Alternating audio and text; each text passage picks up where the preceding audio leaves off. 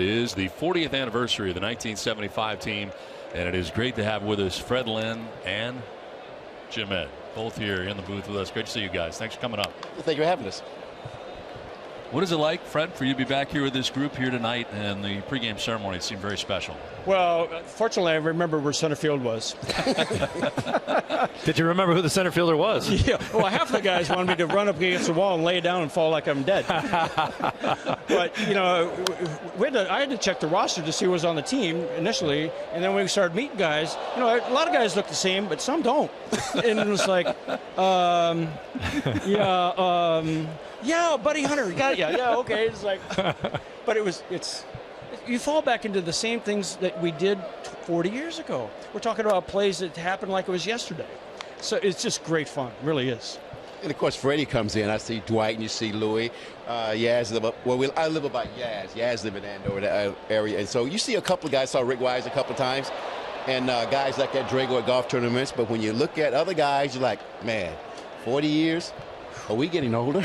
Yeah. No, are we getting old? I think so. Yeah, Jim, when you talk about that, you're around town. You guys show up a lot, but a lot of these guys you don't see. How many of them do you stay in touch with? I think with the Red Sox, they have the alumni, and they will send out press releases and tell you guys that have passed away where guys are still living. You know, don't say that. No.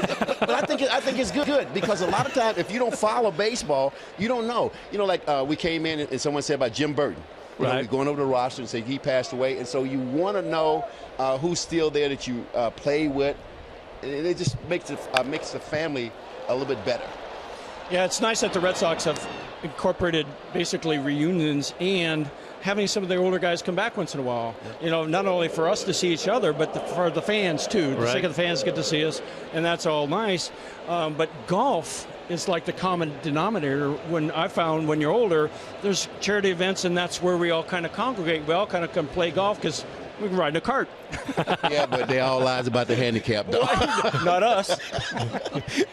We have a little thing with our golf, and Freddie and I will never play against each other. We always got to be partners. You know, twins are sort of like to the hips and everything else, so we got to play together. The Gold Dust Twins. They stay together. Yeah. That's right. We take on all comers, by the way. I see. So challenge. No, so we'll think about you and Rimdall. Oh, boy. I don't golf, and Jared doesn't golf. So perfect. That's why we're going to take you guys on. Yeah, about 20 aside. And you know why they want to do that? Because Jimmy still hits the ball about 320, and you're about, what, 2? They're winning a lot of money. Yeah. We do okay. We play well together as a team. Fred, what is your greatest memory from 1975? Ooh, that's a good question.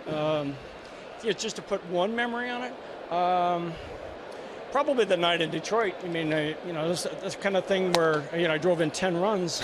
I hadn't done that anywhere, any time in my life. I only hit 3 home runs once in the game, and I was 12 years old, so I'd never done that. And plus the fact that I had just lost a 20-game hitting streak the night before, I never expected it. So it just came out of nowhere. Every time I came up, there was 2 guys on, and somebody was hanging something for me, and I hit it. And it was just a crazy, crazy night. What does it mean to you to have been the Rookie of the Year and the MVP in the same season? I mean, only 2 people that have ever done that. You were the first, obviously. Yeah, it was kind of bittersweet, to be honest with you. That Game 7, that lingered with me. Well, it still does, to be honest. Yeah. I was so disappointed that number one, that Jimmy wasn't there to play with us. And the monster season that Jimmy had as well. I mean, you 2 guys were unbelievable numbers you were throwing up. We've been together since AA. And I felt badly for him not being there, and plus we lost our number 4 hitter. That was crushing. But the awards, we don't play for this. We played to win championships. That's what we want to do. And yeah, it was nice, and I got some claps on the back. Way to go. But it's still not that we lost. What happened for you guys first? The friendship or the realization that you were both going to be tremendous players and probably come up at the same time?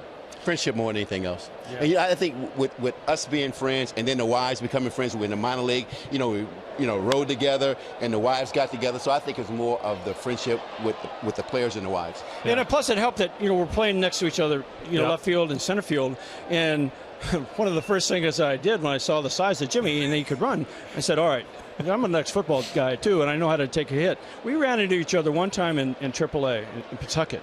And I said, Jimmy, that's never going to happen again, ever, because I'm not going to be able to survive that. So you started letting him call you off? Center fielder got the right away. Yeah, I said, back me up, baby. Well, it is great to have you guys here tonight. It's so great to see you guys together again. We see a lot of Jim. We see a lot of God. Jim. He's telling me he doesn't want to see me No, anymore. it's not that. I love seeing Jim. Jim's the best. And I see you really. No. Nice too. You wait till the new Joseph Boobs comes out. Then got some new stuff. Yeah. We never saw this in 1975, by the way. When did this all start? No. This is the new Jim. This is TV Jim. I never saw a tie on him, ever. Well, plus I'm still not part of the media anyway, so I can That's right. This is the whole TV Jim. There's two Jims. Well, Jim and now there's TV Jim. Yeah, well, both of us were, broadcasters. I mean, this was the craziest thing ever. He never said two words, and I was shy as as he was. Yep. And so the fact that we both had media credentials was like, and it's still that way.